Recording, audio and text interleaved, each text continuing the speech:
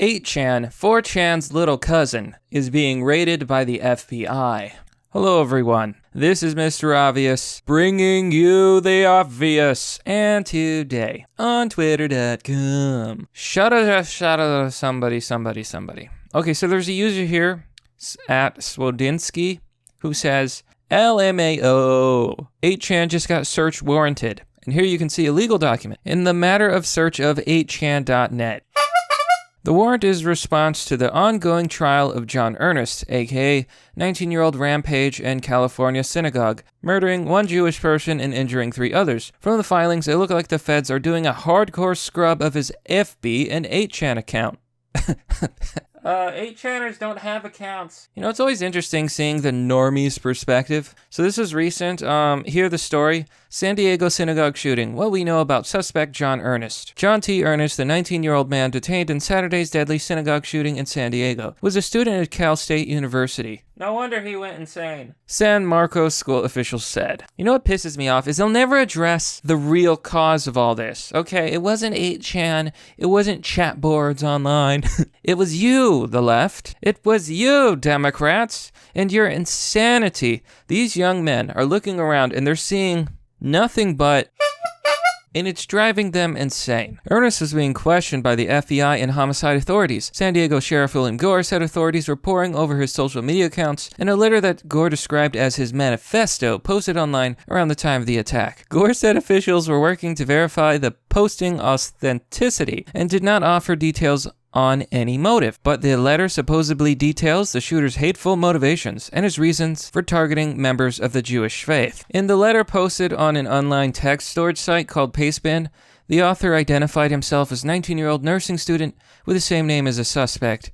It said in part, "I can already hear your voices. How could you throw your life away? You had everything. You had a loving family. You had great friends. You had a church. You were doing well in nursing school. You could have gone so far in your field of study. You could have made so much money and started a happy family of your own." So he was really prolific. He was very educated. He was doing extremely well. I mean, you can see here he had a bunch of accomplishments. So why did he do it? I believe it's because he saw the world has gone insane. And he went insane along with it. You see, there's 2 responses to Clown World.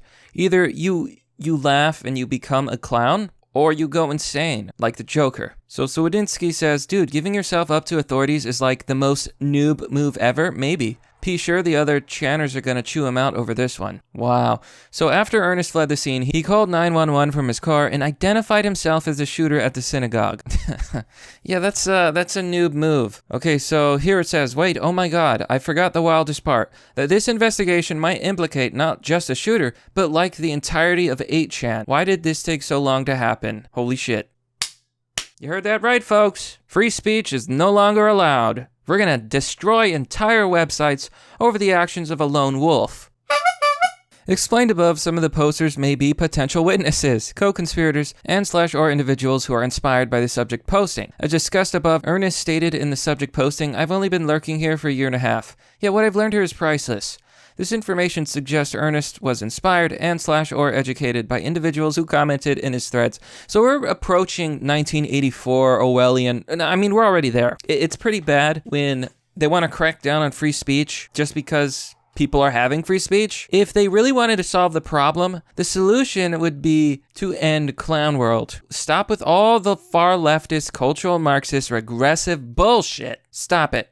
Democrats, stop. Be normal. Why can't you just be normal? Based on this information, there is reasonable cause to believe that the information sought, specifically IP address and metadata for all commenters, constitute evidence of his motivation in committing the offenses described wherein, and are thus relevant and material to an ongoing criminal investigation. So they're setting up their legal case here to raid 8chan, which they did. Now they're going to have IPs. The FBI is going to have a bunch of information.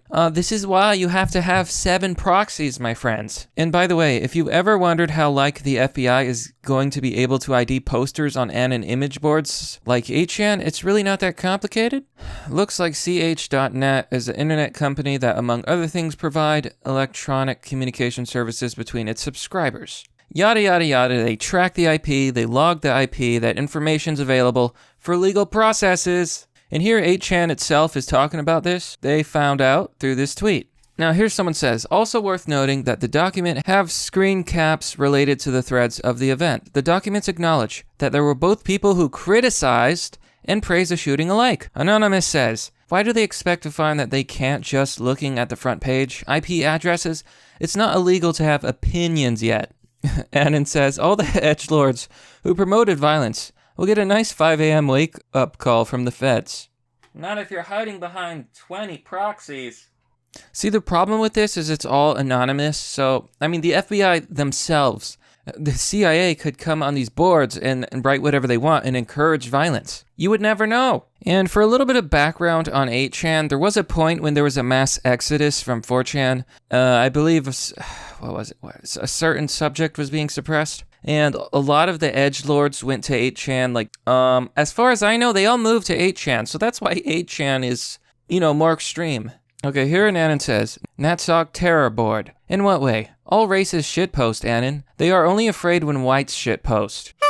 What's the name of that professor who calls for the genocide of all whites? Yeah, that's a really good point. People shitpost all the time. A lot of this stuff is not literal. It's ironic. It's memery. Yet they take it completely seriously.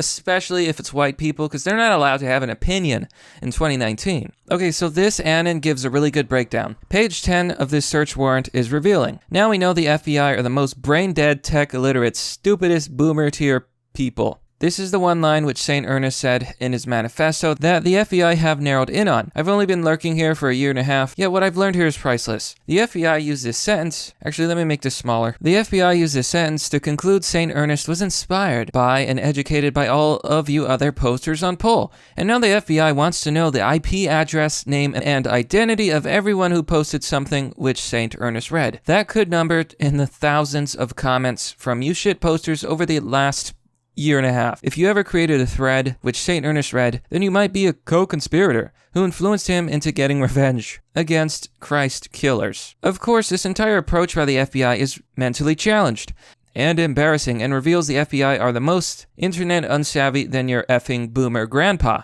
Every time some shill accuses you of Fed posting, just remember, this search warrant proved the FBI barely understand how poll works. There's no extravagant FBI entrapment and surveillance schemes targeting the readers of poll. As an amusing aside, page 13 of the warrant is a kick in the family jewels to the early days of Snowden's leaks, specifically in regards to Lavar Levinson, the owner/operator of LavaBit, the email provider used by Snowden. If you recall, Larvar had to shut down LavaBit because the FBI served him with a bulk search warrant requesting he decrypt the emails of all its users. Not just Snowden. LaVar balked and offered to only give up Snowden's emails to the FBI, but the FBI refused to back down and slapped a daily fine of $25,000 on him to force LaVar to comply. Okay, so the FBI is basically the mafia. They're just gonna shake you down and force you to do stuff, force you to violate the privacy of all of your users. There's a reason the agency is seen these days as absolute mess. Now on page 13 of this warrant, what do we effing see? The FBI wants to seize all digital communications of ch.net, but not every user. Rather, the FBI only wants the targeted digital contents of every one of you who replied to St. Ernest farewell thread. What this curiosity means is that in the time since Snowden's run in 2013 and today, the FBI no longer seizes entire websites full of private comms of tens of thousands of people just to get the comms from one guy or a handful of people. This means LaVar got screwed by the FBI on purpose. They could have only targeted Snowden, but instead they targeted all of LavaBit users, knowing it would destroy LavaBit as retribution for hosting Snowden. Wow. It's pretty ironic that the FBI respects some semblance of privacy laws on a free and completely anonymous forum,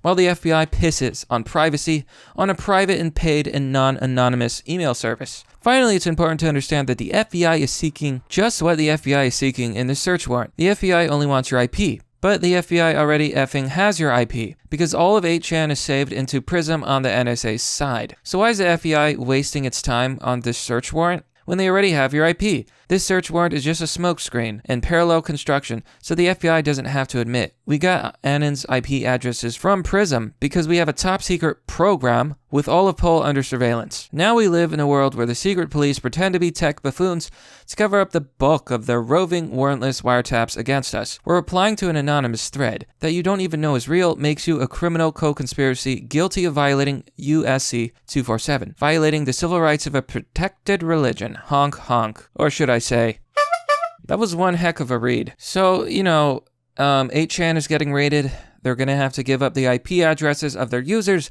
I'm sure a lot of them are under proxies, so I don't know how useful that's going to be. Ben Collins says, I just realized what this means for QAnon. So a little red pill for you guys. QAnon is a LARP. It's not real. It's just like a boomer tier conspiracy. Sleeping Giants, the cucks of Twitter, say, good. We like it when people get censored and destroyed. Swadirski says, I learned from the best. Also, this feels unprecedented. Not only is the language of the warrant itself, but the fact that the FBI implicating the greater Chan rather than just a perpetrator. Has this ever happened before? Pajit says, it's Sam Hyde.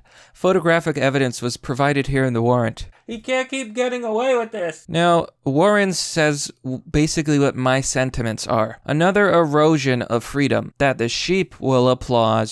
But that's merely the obvious. Well, that's all for now, folks. What do you think about 8chan being raided by the FBI? Is this an overstepping of boundaries? Does the FBI have the right to punish people for shitposting? Be sure to let me know. Now, if you like the content that I make and want to support it, you can do so by joining me on Patreon or Subscribestar for as low as $1. You can contribute however much you want, and regardless, it will give you access to Fight Club, a private Discord server. You can also share the video, it helps out a lot. As always, thanks for watching. This has been Mr. Obvious, and I'll see you all next time.